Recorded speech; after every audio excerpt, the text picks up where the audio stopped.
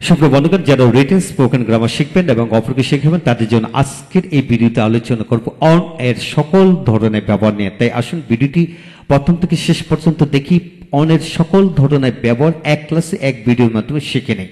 হ্যাঁ বন্ধুগণ, আজকের এই ভিডিওটি খান মেথড এ complete book of written spoken English grammar এই বই থেকে নেওয়া হয়েছে। এই বইটির উপরে ইতিমধ্যে 1000 অধিক ভিডিও লেকচার তৈরি করে ফেসবুক ইউটিউবে দেওয়া হয়েছে, যেগুলো দেখুন প্রতিটি ভিডিও আপনাদের কাজে আসবে এবং ভালো লাগবে। এছাড়া এই বইটির সকল ভিডিও লেকচার যাদের দরকার তারা পেন ড্রাইভের মধ্যে নিতে পারেন অল্প মূল্যে, তাই আমাদের সাথে যোগাযোগ করতে পারেন। এখন আসুন আমরা অনের সকল ধরনের ব্যবহার আজকের এই ভিডিওতে পরিপূর্ণভাবে শিখে ফেলবো। তবে লক্ষ্য করুন কিভাবে শিখবেন। কোনো ব্যক্তির, বস্তুর, প্রাণীর ওপর কোনো কিছু স্থির অবস্থায় আছে বা অর্পণ করা আছে বা হয়েছে বোঝাতে অন বসে, অন বসে। তো লক্ষ্য করুন, there are many books on the table, আর দ্য টেবিলের উপর অনেকগুলি বই আছে। The cow lives on grass, অর্থাৎ গরু ঘাস খেয়ে বেঁচে থাকে। The mobile was on the table, মোবাইলটি টেবিলের উপর ছিল। এভরিথিং ডিপেন্ডস অন কারেজ, সবকিছু সাহসের উপর নির্ভর করে। আইস ফ্লোটস অন ওয়াটার, বরফ পানির উপর বসে। The picture was on the wall, ছবিটি দেওয়ালের উপর ছিল, ছবিটি দেওয়ালের উপর ছিল। হ্যাঁ বন্ধুগণ, আপনাকে এটি খেয়াল করতে হবে যে কোনো কিছু স্থির, এটা মাটি হতে পারে, টেবিল হতে পারে, চেয়ার হতে পারে, খাট হতে পারে, গাড়ি বাড়ি গাড়ি বাড়ি হতে পারে, যে ব্রিজ হতে পারে, পানি হতে পারে, যে কোনো ওপর স্থির অবস্থানরত বোঝাতে আমরা অন এর ব্যবহার করব। যেমন on the table, on grass, on the table, এখানে on courage, on water, on the wall, on the wall, ওয়ালের ঠিক উপরে, উপরে বোঝানো হলো অল, ওয়ালের উপর। এইভাবে আপনারা খেয়াল করে পড়বেন এবং এরূপ আদলে আরো কমপক্ষে 20 থেকে 50টি বাক্য বানিয়ে পড়ার চেষ্টা করুন।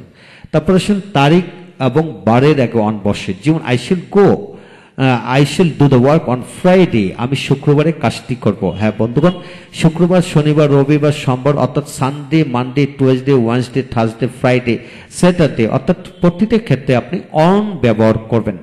তারপর আসুন I gave him a letter 1 July 2010, অর্থাৎ আমি তাকে 2010 সালে 20 জুলাই তারিখে তাকে একটি চিঠি দিয়েছিলাম। হ্যাঁ বন্ধুগণ, যে কোনো তারিখের উপর অন বসে, অর্থাৎ আপনি তারিখকে শত শত ভাবে ঘুরিয়ে পেঁচিয়ে লিখতে পারবেন। আপনার কাজ হলো তারিখ হলে আমি অন বসাবো আর বার হলে অন বসাবো। তারপরে he did not help me on that day, সে আমাকে ওই দিন সাহায্য করেছিল না। অন দ্যাট ডে, এখানে দিন বোঝানো হলো, তাই এখানে অন বসাতে হলো। তারপর ভ্রমণরত অবস্থা বোঝাতে অন বসে, কি বসে? অন বসে। We are on a long train journey now, আমরা এখন দীর্ঘ ট্রেন ভ্রমণে আসি।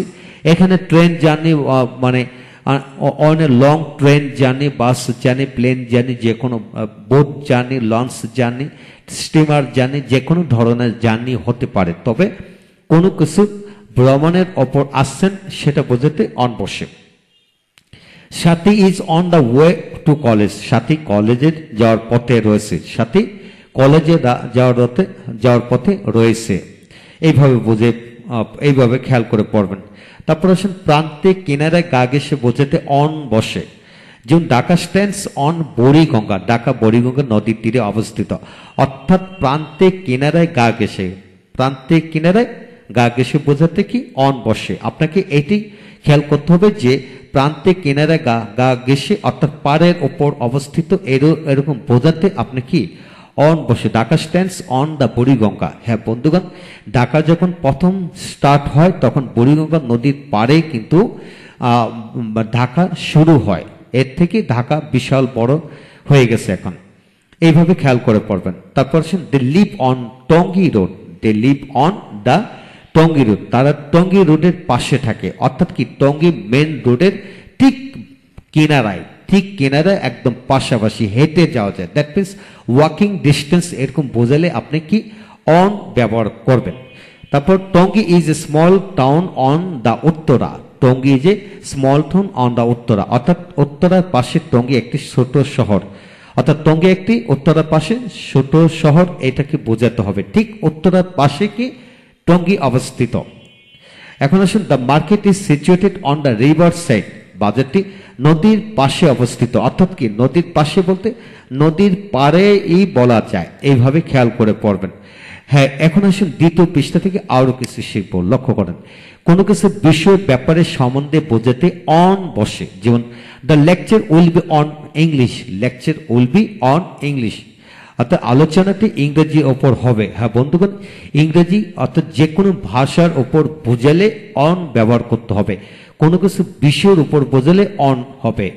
তো এইভাবে খেয়াল করে পড়বেন। তারপর আসেন, we discuss on population problem, অর্থাৎ আমরা জনসংখ্যার সমস্যার উপর আলোচনা করেছিলাম, অর্থাৎ কোনো কিছু বিষয়ের ওপর কোনো ভাষার ওপর যদি বোঝে তখন অন বসে পড়বেন। তারপর আসেন, I shall write a book on English, আমি ইংরেজির উপর একটি বই লিখব। হ্যাঁ বন্ধুগণ, যে কোনো ধরনের সাবজেক্টের ওপর যদি বোঝে তখন অন বসাবেন। তারপর 6 নাম্বার, কোনো কিছু করার বা হওয়ার ঠিক পর মুহূর্তে বোঝাতে অন বসে, ঠিক পর মুহূর্তে বোঝাতে কি অন বসে। যেমন অন মাই গোয়িং দেয়ার, অর্থাৎ আমার সেখানে যাওয়ার পর, I saw him going out, আমি তাকে বাইরে যেতে দেখলাম, অর্থাৎ বোঝানো হলো অন মাই গোয়িং দেয়ার, অর্থাৎ আমি সেখানে যাওয়ার পথে, অর্থাৎ বাড়িতে ঢুকলাম, ঠিক ওই মুহূর্তে তাকে বাইরে বের হতে দেখলাম। তো এইভাবে কোনো কিছু ঠিক পর মুহূর্তে যদি বোঝে তাহলে অন মাই গোয়িং দেয়ার এইভাবে ব্যবহার করবেন। অন হিয়ারিং দ্য নিউজ, খবরটি শোনার পর, উই ওয়েন্ট দ্য, আমরা সেখানে গেলাম, অর্থাৎ খবরটি শোনার পর মুহূর্তে আমরা সেখানে গেলাম। On eating rice, on hearing the news, on talking discussing the matter, অর্থাৎ বিষয়টি আলোচনা পর মুহূর্তে he told the matter, he told the matter, সে বিষয়টি বলেছিল বা সে বাধা দিয়েছিল বা কোনো কিছু হতে পারে। এইভাবে আপনাকে এটি খেয়াল করতে হবে যে কোনো কিছু করার ঠিক পর মুহূর্তে বা কোনো কিছু হওয়ার ঠিক পর মুহূর্তে, যেমন যে on his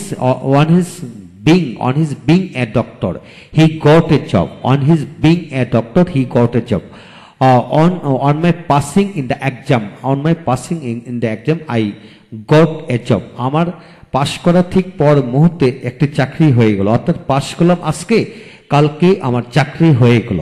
এইভাবে খেয়াল করে পড়বেন। তারপর আসেন, কোনো কিছু প্রক্রিয়ার মধ্যে আসে বোঝাতে অন বসে, যেমন the car is on fire, the car is on fire, বাড়িটা আগুনে পড়ছে। The car is on sale, গাড়িটা বিক্রির জন্য রাখা হয়েছে। The manager is on holiday, পরিচালক একজন ছুটিতে আসছে বা রয়েছে। The problem is on solving now, সমস্যাটি এখন সমাধানের পথে। অ্যাডমিশন ইজ গোয়িং অন, ভর্তি চলছে, অ্যাডমিশন ইজ গোয়িং অন, ভর্তি চলছে। দ্য টিভি ইজ ওয়ান, টিভিটা চলছে। দ্য টিভি ইজ ওয়ান, টিভিটা চলছে। তারপর আসেন এখানে, the admission is going on, ভর্তি চলছে। হ্যাঁ বন্ধুগণ, এই হলো বিষয়। আজকের ভিডিওতে আমরা শিখে নিলাম অন এর যত ধরনের ব্যবহার রয়েছে, যত ধরনের বাক্য রয়েছে, উল্লেখযোগ্য সকল বাক্যই কিন্তু আমরা এখানে আলোচনা করলাম।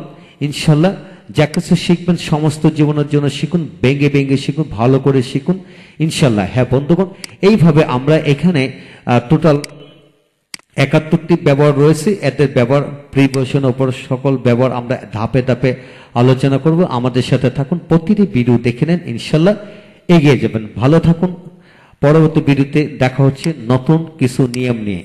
ইনশাল্লাহ ভালো থাকুন, আমাদের সাথে থাকুন। Thank you very much.